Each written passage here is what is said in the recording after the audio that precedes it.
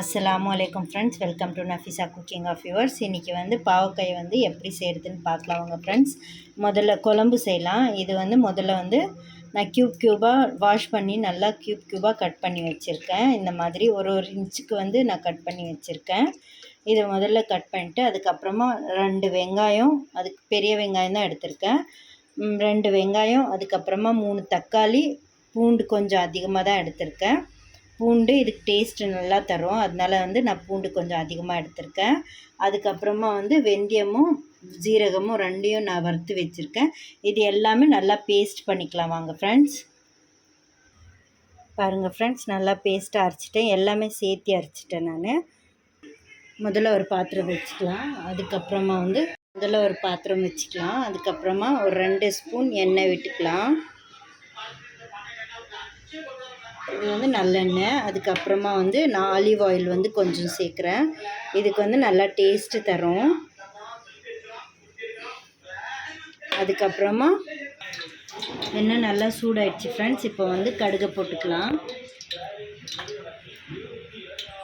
கடுகு நல்லா வெடிச்சு இப்போ பாவக்காயை போட்டுக்கலாம். இது எண்ணெயிலேயே போட்டு ஃப்ரை பண்ணிட்டிங்கனாக்கா உங்களுக்கு கசப்பு தன்மை இருக்காது கொஞ்சம் கூட. நீங்கள் குழம்பு சாப்பிட்டு பார்த்து அப்புறமா சொல்லுங்கள் ஃப்ரெண்ட்ஸ். கொஞ்சம் கூட கசப்பே இருக்காது. முதல்ல எண்ணெயில் நல்லா ஃப்ரை பண்ணிக்கணும். நீங்கள் இந்த மாதிரி ட்ரை பண்ணி எனக்கு கமெண்ட் பண்ணுங்கள் ஃப்ரெண்ட்ஸ், எப்படி இருந்துச்சுன்னு.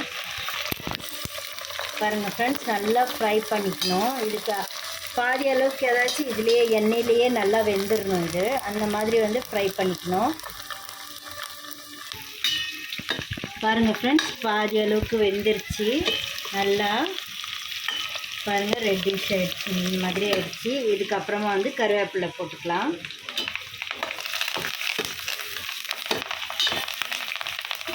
அதுக்கப்புறமா நாங்கள் அரைச்சி வச்ச மசாலா ஆட் பண்ணிக்கலாம்.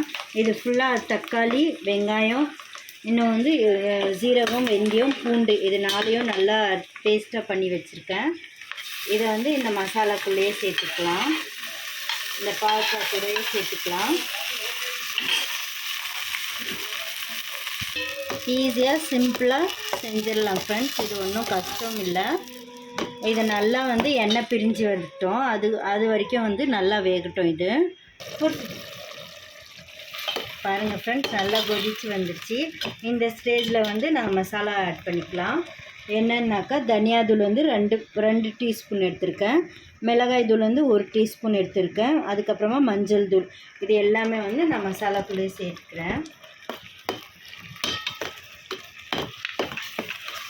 இது ஃபுல்லாக சேர்த்துட்டு அதுக்கப்புறமா உப்பு போட்டுக்கலாம்.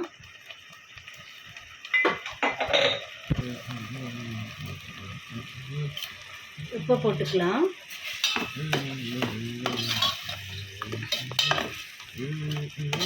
ஃபுல்லாக போட்டாச்சு. இப்போ புளி மட்டும்தான் போடணும்.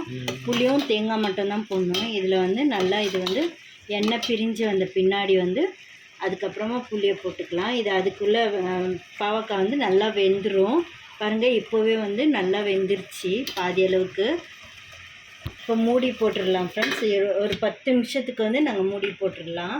சிம்மில் வச்சுட்டு அப்படியே வெந்துடும். அதுக்குள்ளே மசாலாவும் நல்லா வெந்துடும், பாவக்காவும் நல்லா வெந்துடும். ஓப்பன் பண்ணி பார்த்துக்கலாம் ஃப்ரெண்ட்ஸ். இப்போ நல்லா எண்ணெய் பிரிஞ்சு வந்துடுச்சு. இப்போ இந்த ஸ்டேஜில் பாருங்கள், பாவக்காய் கூட நல்லா வெந்துருச்சு 10 நிமிஷத்தில். இந்த ஸ்டேஜில் நாங்கள் புளி தண்ணி போட்டுடலாம். நான் ஒரு கைப்பிடி அளவுக்கு புளி நான் ஊற வச்சுருந்தேன். அது ஃபுல்லாக ஊற்றிட்டேன். இந்த கசப்பு தன்மைக்கு நல்லா புளி அது சரிசமமாகிடும். இந்த மாதிரி குழம்பு நீங்கள் செஞ்சு பார்த்து எனக்கு கமெண்ட் பண்ணுங்கள் ஃப்ரெண்ட்ஸ். உங்களுக்கு ஆலிவ் ஆயில் இல்லைனாக்கா நீங்கள் தேங்காய் எண்ணெய் கூட யூஸ் பண்ணிக்கோங்க. அது கூட நல்லா டேஸ்ட்டு தரும், நல்லா ஃப்ளேவர் வரும் குழம்புல. ஃபுல் திக்காக இருக்குது, அதனால் நான் 1 கப்பு தண்ணி ஆட் பண்ணிக்கிறேன். பாருங்கள் ஃப்ரெண்ட்ஸ், நல்லா வெந்துருச்சு, சூப்பராகிடுச்சு குழம்பு. இந்த மாதிரி நீங்களும் செஞ்சு பார்த்துட்டு எனக்கு வந்து கமெண்ட் பண்ணுங்கள், ஷேர் பண்ணுங்கள் ஃப்ரெண்ட்ஸ். மறக்காமல் சப்ஸ்கிரைப் பண்ணுங்கள். எல்லோரும் வந்து மறக்காமல் கமெண்ட்ஸும் பண்ணுங்கள் ஃப்ரெண்ட்ஸ். எனக்கு வந்து எங்கேருந்து பார்க்குறீங்கன்னு கூட எனக்கு தெரியாது. நீங்கள் வந்து கமெண்ட் பண்ணுங்கள் ஃப்ரெண்ட்ஸ். இப்போ வந்து ஒரு கொதி வர்றதுக்குள்ளே நான் வந்து மூடி வச்சிடுறேன். ஓப்பன் பண்ணி பார்த்துக்கலாம் ஃப்ரெண்ட்ஸ். நல்லா கொதிச்சு வந்துடுச்சு. இப்போ வந்து பாவக்காய் கூட நல்லா வெந்துருச்சு, நல்லா சாஃப்ட் ஆகிடுச்சு பாருங்கள் ஃப்ரெண்ட்ஸ். இப்போ வந்து ஆஃப் பண்ணிவிட்டு தேங்காய் வந்து ஒரு கப் நான் போடுறேன்.